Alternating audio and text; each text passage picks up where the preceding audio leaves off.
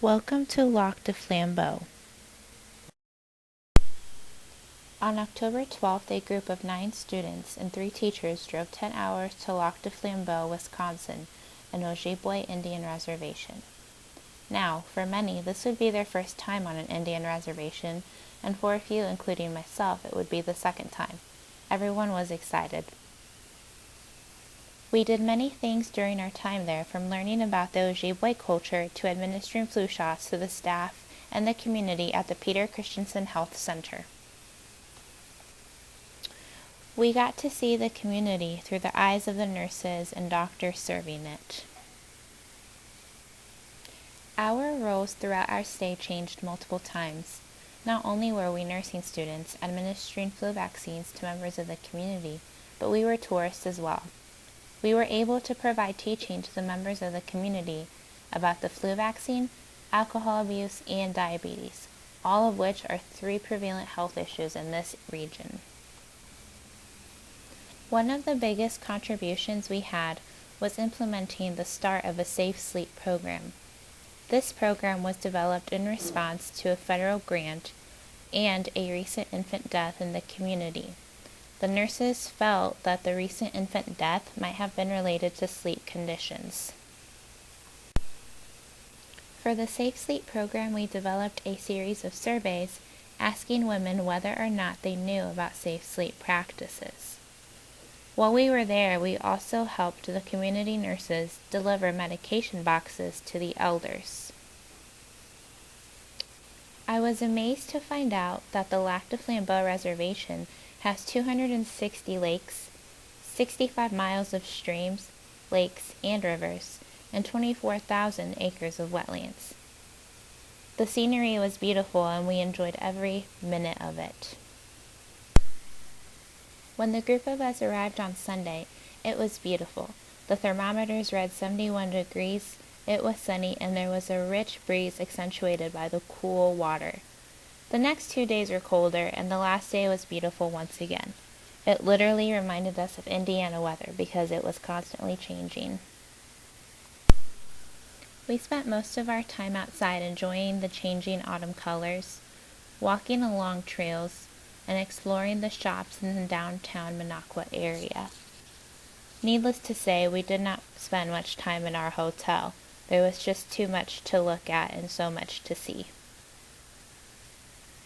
Our first day at the health center, we arrived early in order to explore the surrounding areas. In this picture, you will see a log that I found really interesting. I love how the sunlight is reflecting off the water and how the ever-changing leaves are reflected beautifully as well. We spent a lot of time on that log, jumping on it and walking on it. None of us fell into the water though. This picture was also taken on our first day at the reservation. This particular lake was named Raven Lake, although I'm not exactly sure what the folklore is behind it. During this small adventure, we witnessed a bald eagle flying through the sky, which we all thought was amazing.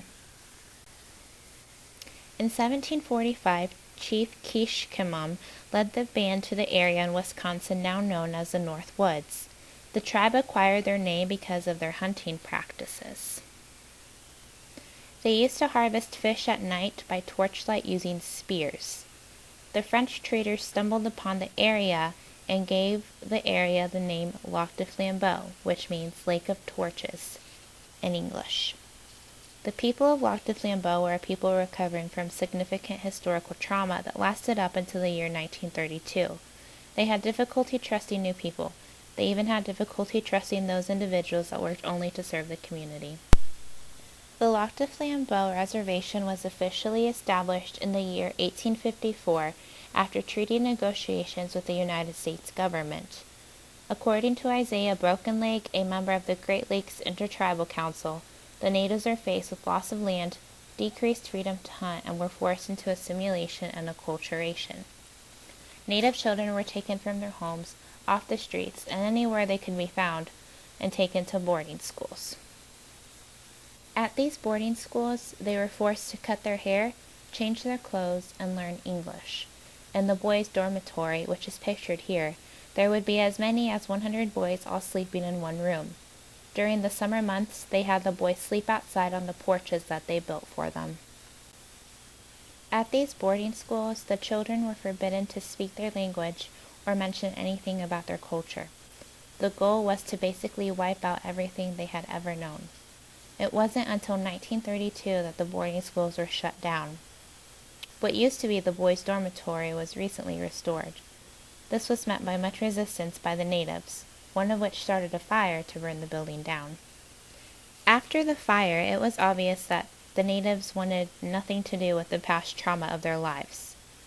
Although the boarding schools are shut down now, the children remain separated until they reach high school.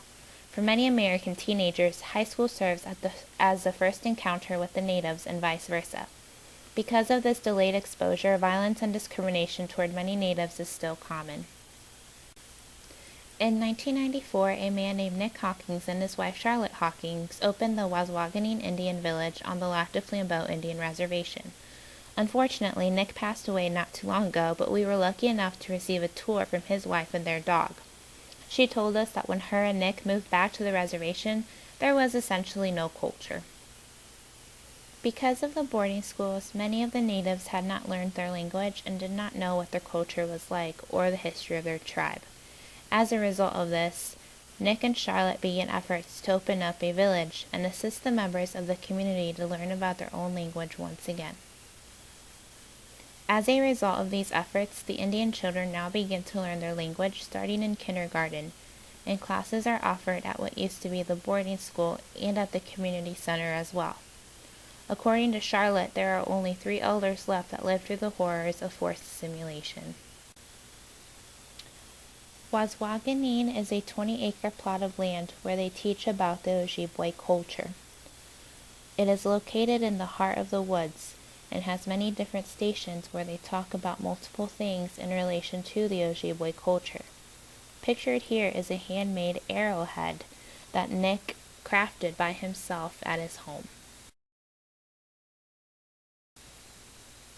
In Waswaganing, there are 3 different villages.